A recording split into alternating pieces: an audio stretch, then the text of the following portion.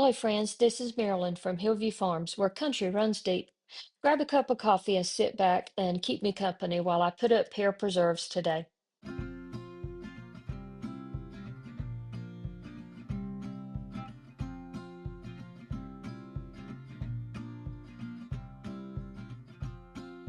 My little darling woke up from her nap and wanted to help Grandma. Some of the pears may have a few teeth marks on them, but that just makes them sweeter.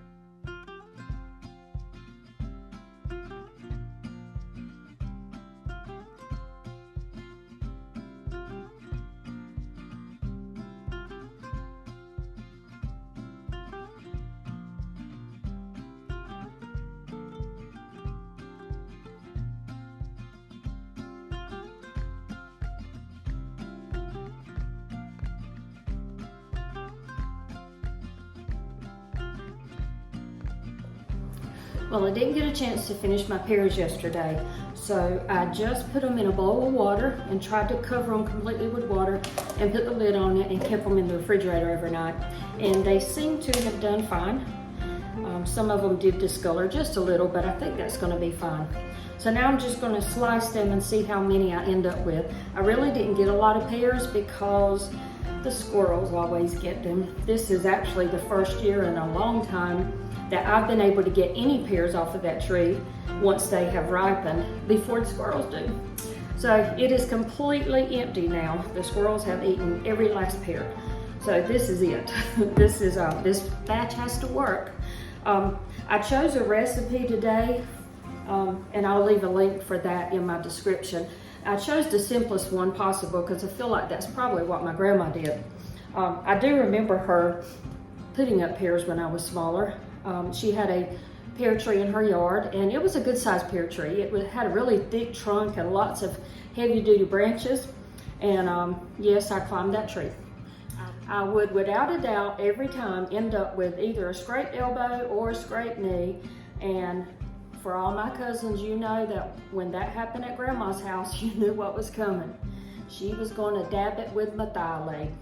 And if you've never had a skint knee or a skint elbow dabbed with my thigh leg, you don't know what burning is.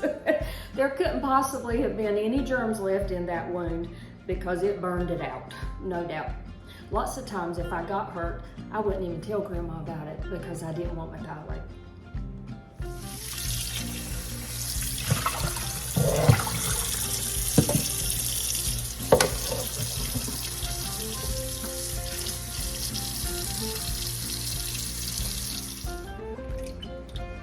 So I'm really cutting these in fairly small pieces because I like to get a small piece of pear at a time. I don't want a big piece that I have to bite into. Honestly, when my grandma made these, they were pretty much like candy. And it's not a healthy food for you, for sure. There's a lot of sugar in this, and that's what makes it like candy. I remember when I was little, just eating it right out of the jar with a spoon. I didn't even bother to put it on toast or a biscuit or anything. It was just that good. I'm also not worrying about making perfectly uniform little diced pieces of pear either, because I know for a fact my grandma did not do that. She grew up in the Depression, and so did my grandpa. So when they put up anything, it wasn't to be pretty, to sit on a shelf for decoration. It was for a purpose. They put up food so they could have it throughout the year. When they grew up, that's how they survived. So in keeping with that tradition, I'm just cutting small slices all willy-nilly. And they may not be pretty on the shelf, but they're not going to sit on the shelf for long, because I will probably eat this jar with a spoon like I did when I was a kid. Now, my husband's grandmother also used to put up pear preserves, but by the time I came around, she was older, and so I don't really remember her actually putting them up, but I do remember that she had pear trees on her property which bordered our land right beside of her. We lived right beside of her, and those pear trees bore for many years. I do remember my boys eating pears off of that tree for many years in their childhood. Well, it wouldn't be me if I didn't cut my finger. Anytime I'm doing anything with a knife, you can bet before I'm finished, I'm gonna cut my finger. So let's go get a Band-Aid.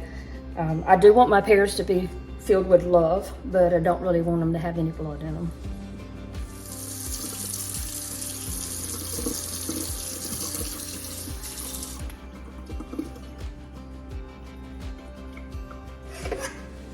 Okay, let's see if they'll fit in this pot.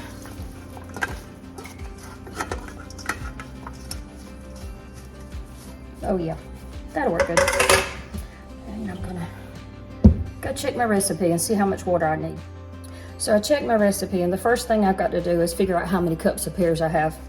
So I'm just gonna use a 2-cup measuring cup and just see how many cups we got here. I actually ended up with more than I thought I would based on the number of pears I was peeling. So there's 2. And I won't bore you with all of this. I'll get back with you when I get a count. So we have almost exactly 8 cups. So that's what we're going with.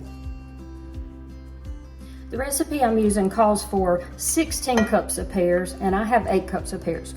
That works out great. That means the math is going to be pretty easy. All I have to do is half everything. And she calls for 4 cups of water, so I'm going to add 2 cups of water.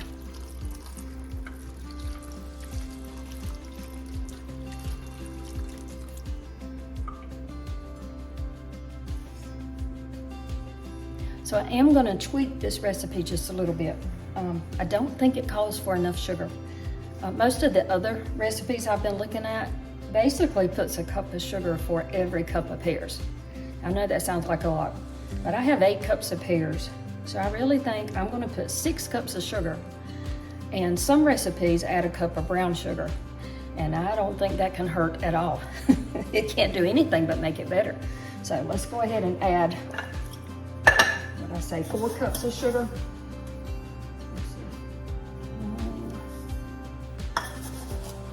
This sugar is basically going to turn into that syrup anyway that's so delicious. I hope that's 3. Hope you are counting. 4. Okay. And now I'm going to put a cup of brown sugar. If it works, it works. If it doesn't, I'll know better next year.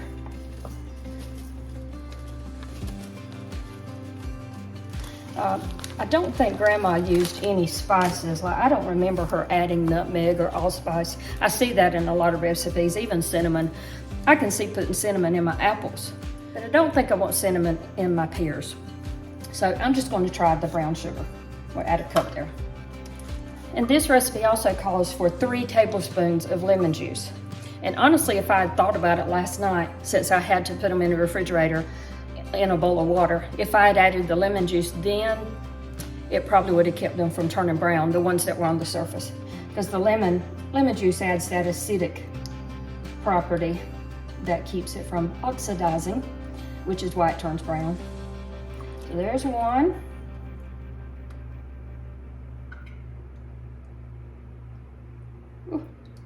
2.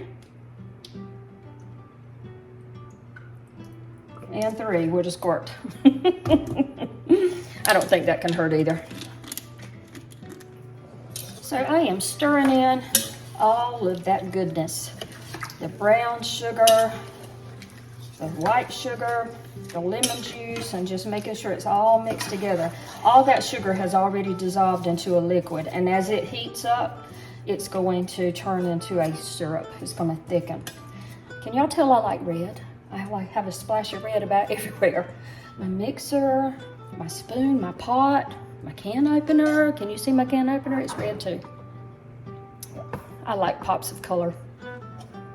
Okay, we're going to get this on the stove because it's supposed to boil or simmer for 1.5 to 2 hours. While that starts boiling, I'm going to start cleaning up because just like my grandma, I can make a mess in the kitchen now. So I was just cleaning up the cores, pear cores, and the peelings out of the sink, and I thought, I wonder if my goats and chickens would eat these. So I'm going to bag them up and save them. And when it cools off this afternoon, I'll run down there and see if they'll eat them. So stick with me, we'll find out. My husband brought me a tenderloin and gravy biscuit from our local country food restaurant down the road called Fat Babies. Look at that. Oh, that gravy. So it is too hot today to porch sit. So I'm gonna sit as close to my porch as I can. I can still see outside and watch the birds, and I can even hear the roosters through the windows. So we're gonna stay in here where it's cool. If you hear a humming noise, that's my fan. I get hot when I cook, so I had to turn my fan on. So I'm gonna sit here, eat my tenderloin biscuit, and relax for a few minutes. I'll tell you, today was one of those days, like I mentioned in my video when I put up corn. It's one of those days that it was hard for me to get out of my recliner and make myself go do something. I knew I needed to finish these pears because I had sliced them, or I had peeled them yesterday and put them in the refrigerator, and I really didn't want them to go bad. So I knew I had to do that today. But it was Saturday, and I didn't have any grandbabies today, so I slept in. I won't lie, I did. You know, my grandma did, so I'm just like her. My grandma, she was older when I was born, so her and my grandpa were retired. So she would sleep till 9 o'clock every day. That was just her time for getting up. And my grandpa was the opposite. He would be up at 4 o'clock in the morning sitting in the kitchen, smoking a cigarette and drinking coffee. So they were polar opposites. But anyway, I think since I've retired, I have inherited my grandma's tendency to sleep to 9 o'clock, and I love it. So it was a sleep-in day, and then get your coffee and sit in a recliner kind of day. And I had a lot of trouble motivating myself today to get busy and do something. So right now I'm tired, and I am gonna sit down and enjoy this biscuit. And I'll tell you, it already smells so good in this house. It smells like cotton candy. It's probably all that sugar I put in those pears, but it's starting to smell delicious. So I'll keep you updated on the pears. It's gonna take about 1.5 hours for those to simmer. As I'm sitting here talking to you guys, I'm looking at you and I see my front door, and it makes me think about my daddy. I've been talking about my mother and my grandmother a lot in my videos, but I haven't said an awful lot about my daddy. Well, my daddy built that front door for me, and it is absolutely beautiful. Isn't that beautiful? You see the beautiful grain of the wood. He built it from scratch. Can y'all smell that? Use your imagination. You can smell the pears, but also it smells like that cotton candy because of all that sugar. It's gonna be good. Even if it doesn't thicken like it should, it's gonna be good, no doubt. Only thing about anytime you cook with sugar, especially a lot of sugar, you have to babysit the pot, because as sugar thickens, and it will start thickening when it gets hot and boiling, it may stick to the bottom. So I'm gonna keep an eye on this pot, let it go for 1.5 hours and see if it thickens up like it's supposed to. So now let's go check in the jars out in the building and see if I have enough. Well, it turns out I didn't have to go out to the building. I checked in my little hutch here, and I was able to find several of these little 1/2 pint jars, and I think I'm going to use those. There is 1 cup in a 1/2 pint jar, so I think I need 8 of these jars, and it looks like I have enough in here. And while I'm at it, I'll show you this other beautiful piece of furniture that my daddy built. Isn't that amazing? We moved in this house about 5 years ago, and he made this beautiful side hutch for my dining area, and I just love it. I'm bragging about my daddy. I'll show you another piece of furniture he made for me, and this is a bookshelf. He does amazing work. He's always been very talented. I do remember when I was little that he used to make boats. He would make and sell homemade boats, canoes type boats. He is so talented. And I'm not the only one with these beautiful creations. Both of my sisters have homes full of his beautiful woodwork also. So we all have some beautiful pieces to cherish as long as we live and pass them down to our grandchildren. Now I got to give these a good washing, so I'm going to wash all of these jars and lids. I do not reuse the seals. Now I'll use them for like dry goods, oatmeal or something like that. But if I'm gonna can something, I'm not gonna reuse that part. So I can use the rings, but I have new seals to go in the jars. So we're gonna get each one of these washed really well. There's another one with a seal. And then we're gonna have to boil these in a pot of water because they really need to be sterile. Anytime you're canning something, you need to make sure all the bacteria in the jars or in the foods that you're canning has been killed, because if you seal it off inside that jar, they will start growing and you end up with food poisoning, botulism, and we do not want that. Well, it's time for a cup of coffee.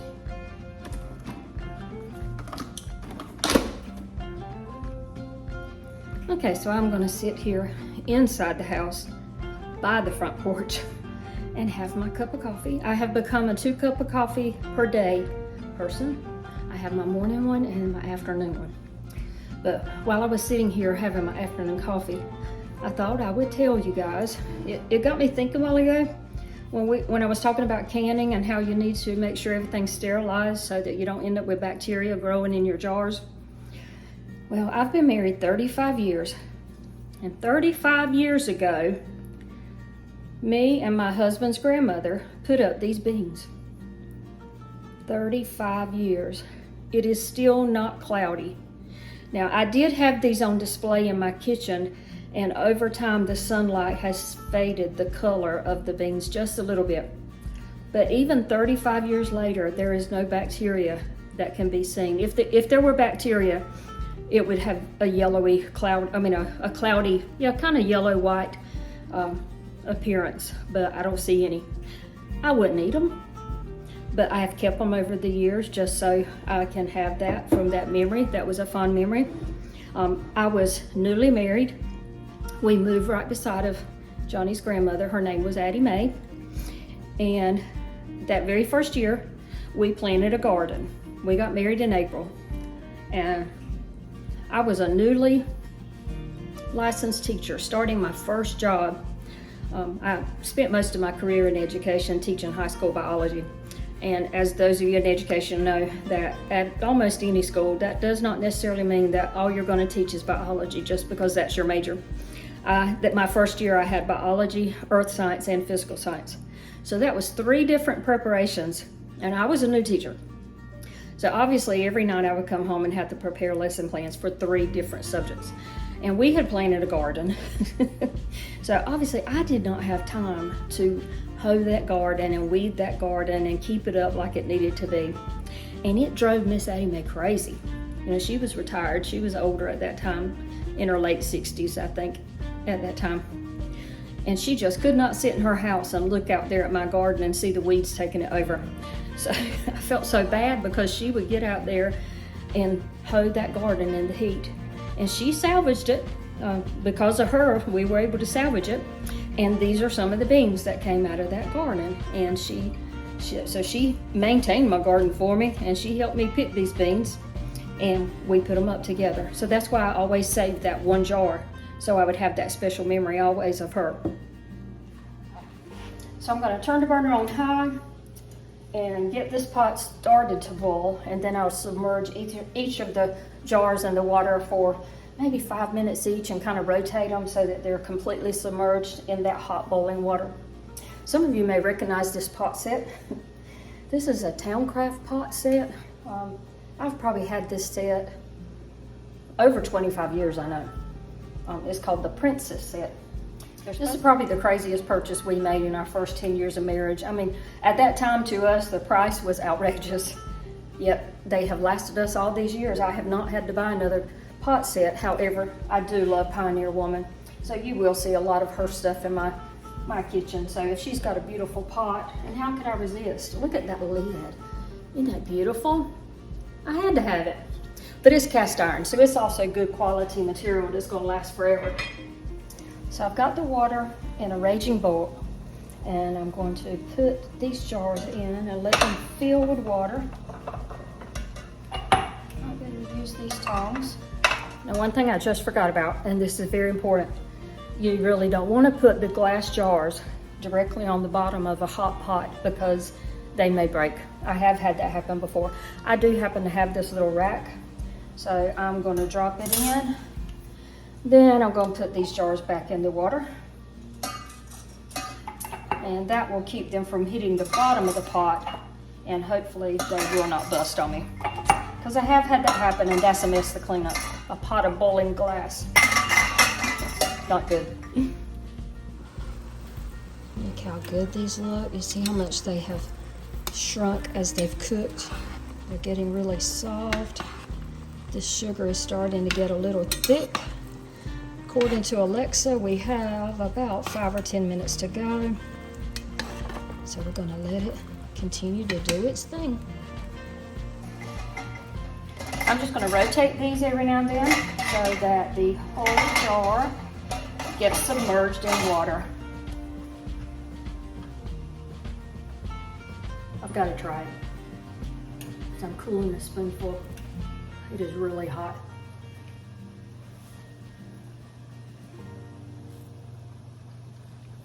Oh my gosh. That is so good. It is like pear candy. Just like my grandma's. I think this is going to be so good. I'm so excited. Okay, I'm going to very gently remove these hot jars. Set them over on a towel. And now I'm going to add the rims and let them boil about 5 minutes. Making sure they're completely covered and that they sink to the bottom.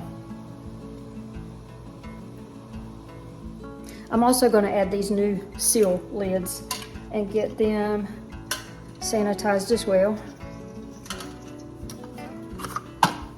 Okay, I'm going to remove the lids and the seals. Now I'm going to attempt to fill these jars. The recipe says to leave about a 1/4 head space.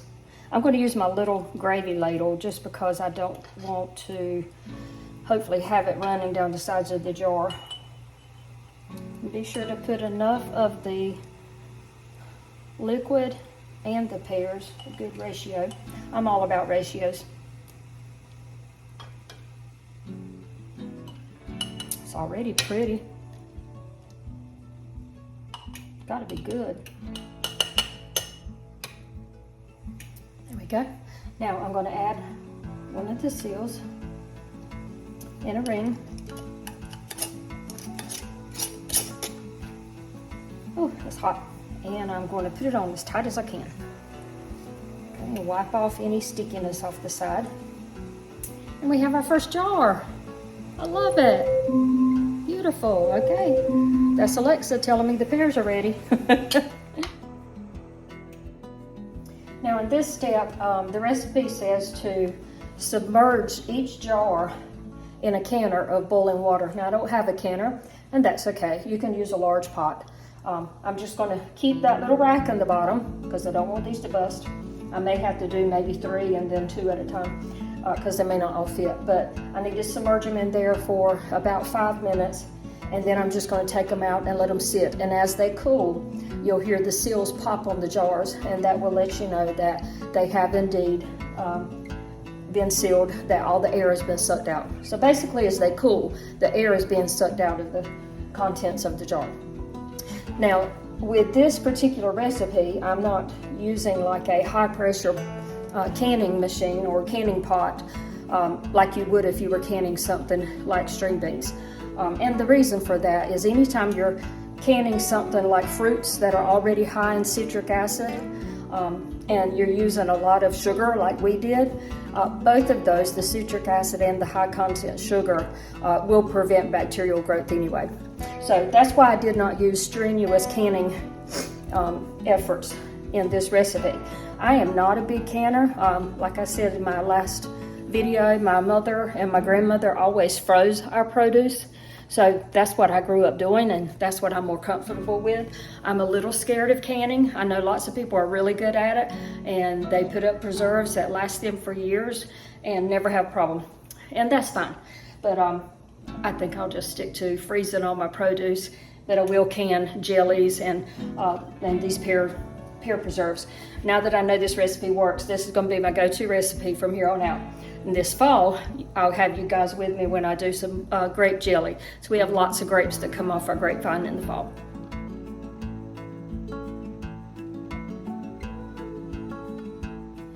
Now I am gonna use my tongs and remove them from this hot water very gently and sit them on a towel and let them cool.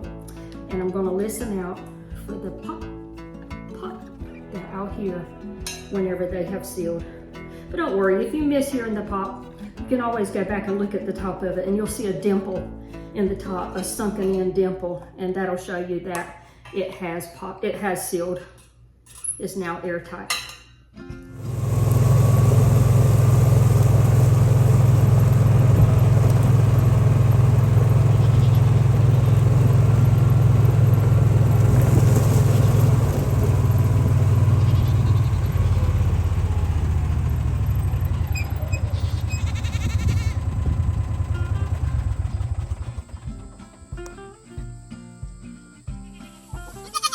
Y'all probably gonna be disappointed today in this little bag. I don't even know if you like pears. Woo, you sure think you do. Woo. Oh yeah, they like pears. Here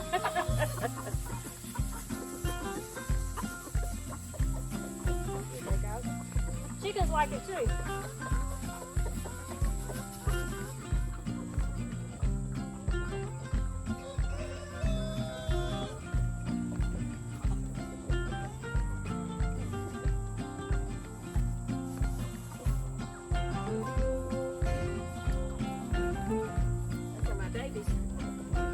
Well, it's been another fun day visiting with you guys and putting up Pear Preserves.